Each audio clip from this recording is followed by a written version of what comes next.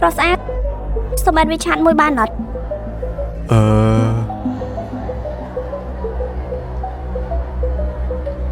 បានតើអេតមកចាំខ្ញុំ scan ក៏បានដែរចា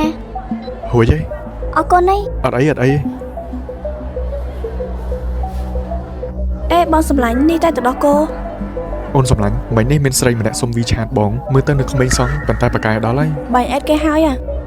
អេតហើយណាមួយមិត្តភក្តិនាងក៏នៅនឹងដែរបើមិនឲ្យមើលទៅដូចជាមិនសមអូនសម្លាញ់អូនឯងមិនខឹងណាអូនឯងស្ងប់ចិត្តឲ្យគិតឲ្យច្បាស់តិចមើលនេះរឿងកើតឡើងគ្រប់យ៉ាងបងបានប្រាប់អូនអស់ហើយបងមិនបានកុហកអូនទេអញ្ចឹងបងចង់ឲ្យអូននៅស្ងៀមមែនបងមានគិតពីអារម្មណ៍របស់អូនអត់ក៏ប៉ុន្តែបងគ្រាន់តែប្រាប់អូនហើយបងអាចអេតទៅគេបានមែនឬមួយក៏ចង់អួតអូនថាមានស្រីស្អាតអេតទៅបងអត់ទេតែរឿងនេះមានតាក់ទងអីនឹងអួតទៅ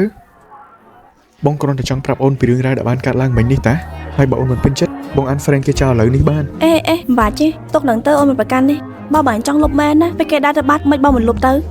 បងគ្មានពេលទេនេះវាកើតឡើងលឿនណាស់ឥឡូវអូនសួរម៉ៃមួយសុំសួរថាតើដានកំណត់របស់បងក្នុងនាមជាមិត្តប្រុសនៅណា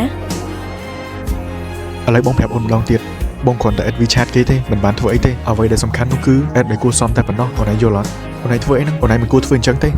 អូនមិនគួរធ្វើអញ្ចឹងមែនគ្រាន់តែប្រាប់ថាខ្លួនឯងមានមិត្តស្រីពិបាកដាស់មែនអូនស្រឡាញ់គ្នាសោះមិនក៏ពិបាកមែនអូនឯងចង់គិតអីក៏គិតទៅបានអញ្ចឹងបាយគ្នាទៅអញ្ចឹងហើយបានជាបាយគ្នាមែនអញ្ចឹងហើយពេលស្រឡាញ់គ្នាទៅរកអ្នកដែលមានភាពចាស់ទុំគម្រោងមនុស្សដែលឆេវឆាវបែបនេះយ៉ាងណាក៏ដោយមិនអីទេខ្ញុំជំនឿស្មោះត្រង់